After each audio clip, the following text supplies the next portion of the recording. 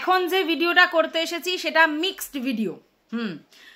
তিনটে টপিক নিয়ে কথা বলবো। একটা হচ্ছে পেট ওনার নাকি পেট পেরেন্ট, সেটা একটা হচ্ছে বুড়ি, আর একটা হচ্ছে 49।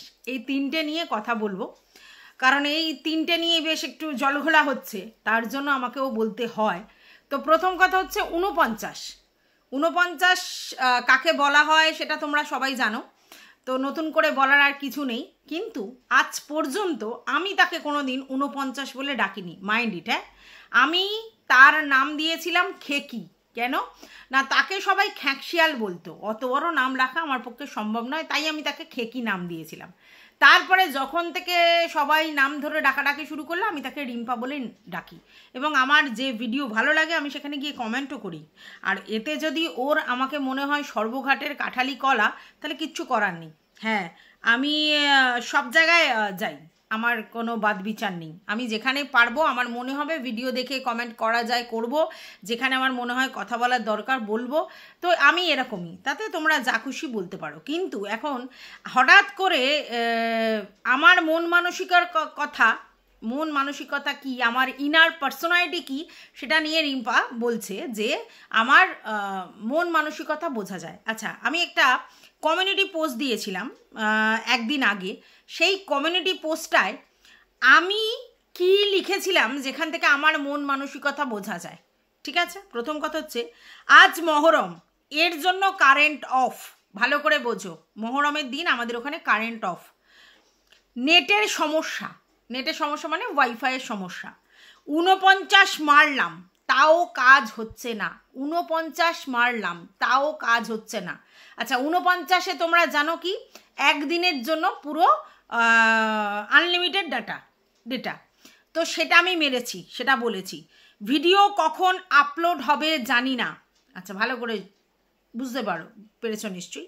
প্লিজ ওয়েট করো বলে দুটো লাভ চিহ্ন, দুটো নমস্কারের চিহ্ন। এখানে না আছে কোনো খিল্লির চিহ্ন, না কোনো হাসির চিহ্ন, না কোনো বাজে কিছু ল্যাঙ্গুয়েজের চিহ্ন, না কোনো বাজে কথা। এবার তোমরা জানো 49 বললেই যদি কেউ মনে করে যে কাউকে আমি পার্টিকুলারলি বলছি, তাহলে তো ভুল, কারণ আমি তাকে কোনোদিনই 49 বলিনি। তাহলে আমি কেন 49 বলবো প্রথম? এইবার কথাটা হচ্ছে ডেটা কার্ডে 49 ওই আনলিমিটেড প্যাক। তা আমাকে তো সেটাই বলতে হবে যে আমি আনলিমিটেড প্যাক মেরেছি একদিনের জন্য, মানে 49 মারলাম। তাতে লোকের যদি মনে হয় যে আমি অন্য কাউকে খিল্লি করছি, আমার কিছু বলার আছে? আচ্ছা, এইবার যেই এটা লিখেছি, কিছু লোকজন এসে কমেন্ট করেছে, তার দায় কিন্তু আমার নয়। ঠিক আছে, সেখানে তুলিকা যে লিখেছে 49 বলে হাসির ইমোজি দিয়েছে। ঠিক আছে, আমি সেখানে একটা হাসির ইমোজি দিয়েছি। তা আমাকে হাসির ইমোজি দিলে আমি কি কান্নার ইমোজি দেবো? আচ্ছা, একজন লিখেছে লে হালুয়া, আবার সেই 49, সেখানে হাসির ইমোজি, আমি আবার হাসির ইমোজি দিয়েছি। একটাই, কিচ্ছু করার নেই আমার।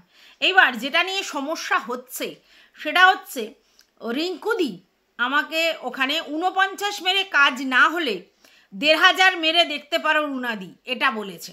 ঠিক আছে, এইখানে আমি লিখেছি বাবা সে তো অনেক দাম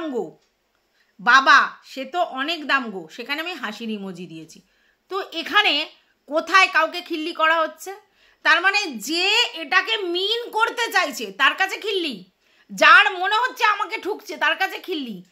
সত্যি যদি 49 নিয়ে রিম্পার কোনো বদার না থাকে, তাহলে এই 49-এ তার ভাঁড় মেয়ে যায়, যে খুশি 49 লিখতে পারে। আর সত্যিই তো ও যে 49 মেরেছিল আনলিমিটেড ডেটা প্যাক ছিল বলেই তো, মানে এই জন্যই তো 49-এর গল্পটা হয়েছিল।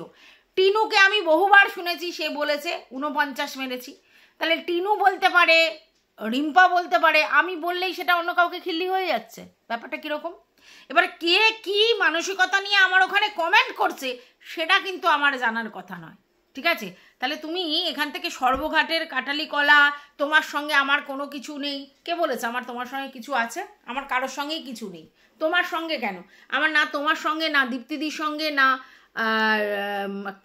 ইপুদির সাথে, না সীমাদির সঙ্গে, কারোর সঙ্গে আমার কিছু নেই। কিন্তু তারপরেও তাদের যদি কোনো কিছু দেখি আমি কমেন্টও করব ভালো কিছু দেখলে, আর যদি মনে হয় কন্টেন্ট করার করব। তাতে তোমরা যদি আমাকে সর্বঘাটের কাঠালি কলা বলো, ঘন্টা, হ্যাঁ আমি সর্বঘাটের কাঠালি করা, আমি সর্বত্র বিরাজমান, বুঝতে পেরেছো, হাঁ কি ঝোঁকার মতো। আর তোমাকে কোনো রকম ইনসাল্ট করার জন্য আমার 49 বলার দরকার নেই, তাহলে আমি অনেক আগেই তোমাকে 49 করে অ্যাড্রেস করতাম, কোনোদিন করিনি।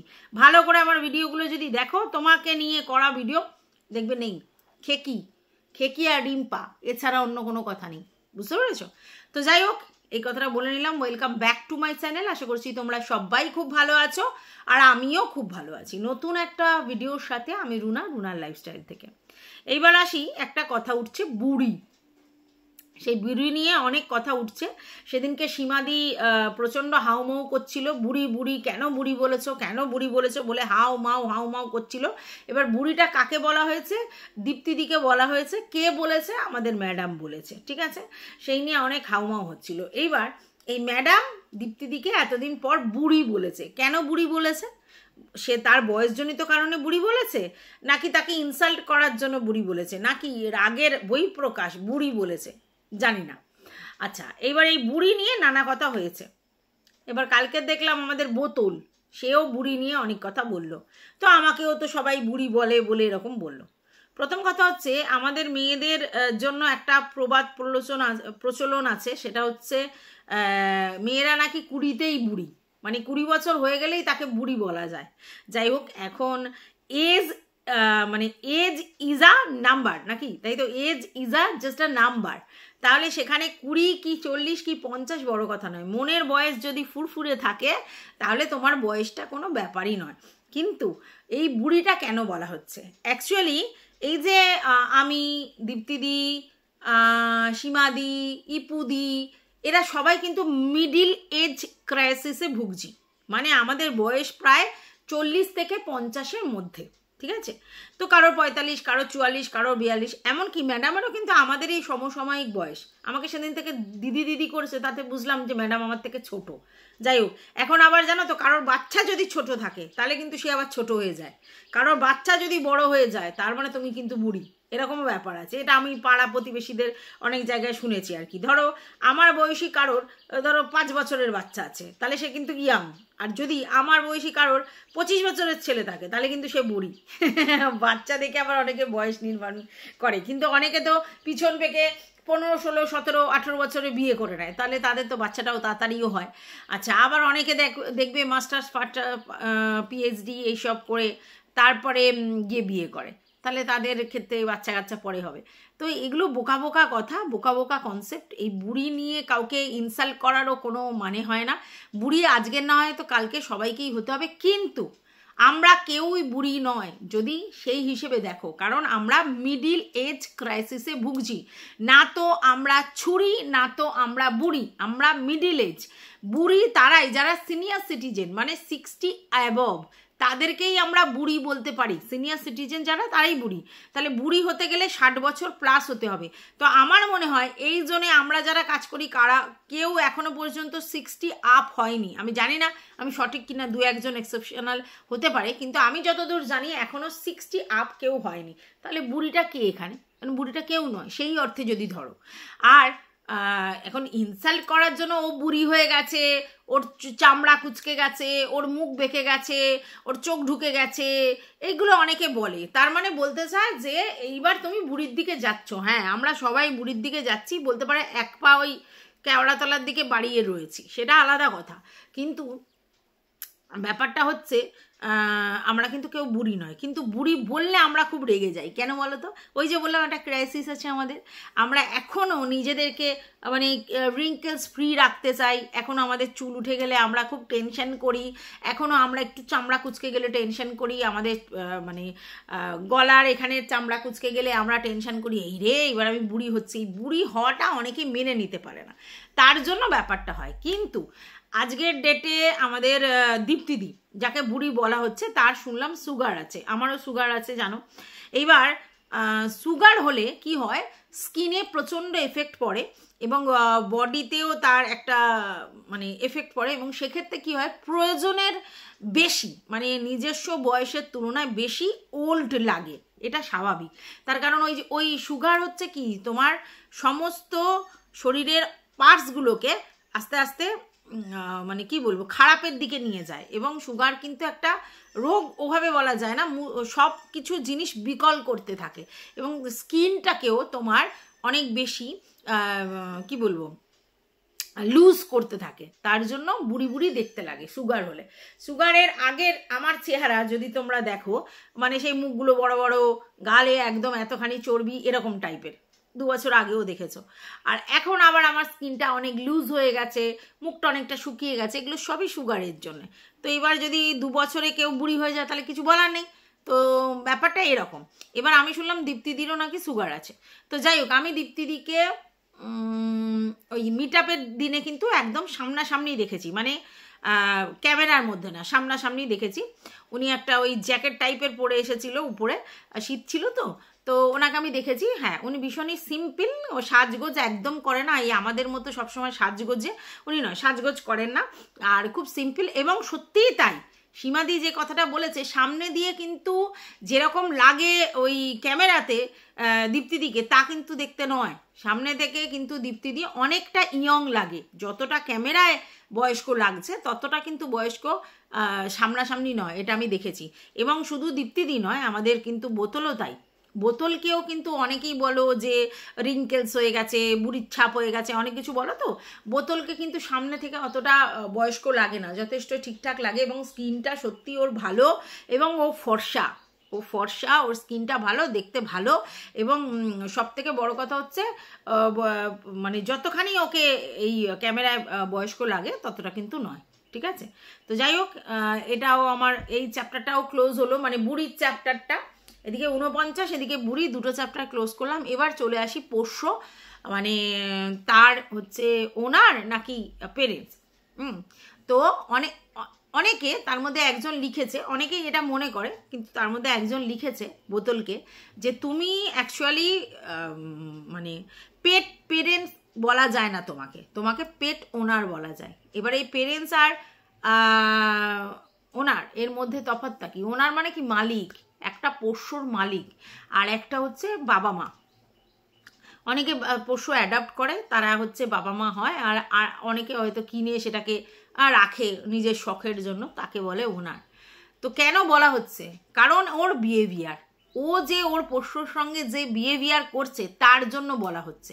এবার তোমরা বলতেই পারো মায়ের চেয়ে মাসির দরদ বেশি, ওর পোষ্য ওর খেয়াল নেই, তোমাদের যত খেয়াল। দেখো, ও কিন্তু এককালে অনেক ব্লগারদের পোষ্য নিয়ে অনেক কথা বলেছে, যেমন হচ্ছে আমাদের মানে ম্যান্ডুয়া স্যান্ডুর যে জনি আছে, তাকে নিয়ে অনেক কথা বলেছে।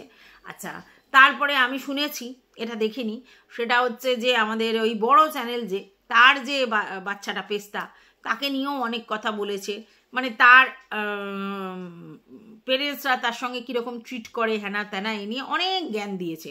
তাহলে আজকের যখন ও ব্লগার এবং ওর পোষ্যকে দেখাচ্ছে, ও নিজেকে দেখাচ্ছে, কি করছে না করছে পোষ্য সেটা দেখতে পাচ্ছি আমরা, তখন তো আমরা বলবোই।